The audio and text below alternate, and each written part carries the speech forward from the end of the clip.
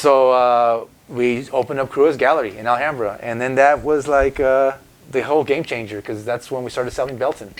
Once your CREWEST Gallery opened, how did you feel? Can you talk about the excitement you felt that day when you first opened your doors? Yeah, when we first opened our doors was 2002. It was May of 2002. And man, there was like, I told you it was a tiny space, but there was hundreds of people there. And I couldn't believe it, because everyone was there. They wanted to see the art. They wanted to buy the paint. There was nothing like it, you know. The only thing like it before would have been probably Hex's Hip Hop Shop, like, 10 years earlier, But that was no longer in existence. And the other shops were kind of like Workman's Outlet and things like that weren't galleries, So now I open a real graffiti gallery. Man, people showed up, and it was so dope. It was all love. Also showed up was Alhambra Police Department showed up. Undercover cops showed up.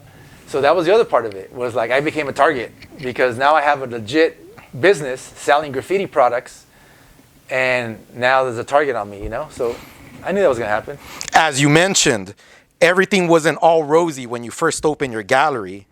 As a matter of fact, there was a tense moment when the mayor of Alhambra paid you a visit and had a closed-door meeting with you. Can you reveal what you both talked about? Yeah, so at the time, the mayor walks in, closes the doors, says, we have a meeting, and he's like, I don't like what you're doing here. You're promoting graffiti. This is my city, blah, blah. I said, yo, this is my city, too. I grew up here. I went to schools here. I have my family here. And now I have my business, and I know all my neighbors. So what's the problem? And he's like, well, I don't like the way that you're promoting graffiti. And I said, I'm not promoting graffiti. I'm promoting the art form. I go, do you see any graffiti here? Look at this paintings for sale on the walls. And he goes, well, what about all this spray paint?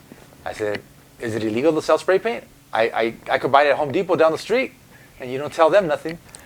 And so I said, we keep it behind the counter, just like the law tells us to do it.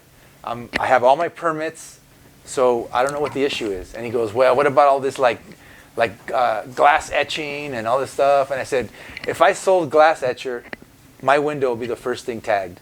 So I don't sell that stuff. And I didn't. I didn't sell markers at that time, or etching or anything like that, because I didn't want that heat, because I knew it was going to come, So that was something else I learned, just being educated and being about the business first, was that I had set up everything, crossed all my T's and dotted all my I's, because I knew that I had a target on my back. And I was like, as a businessman, I'm going to be able to supersede this whole thing,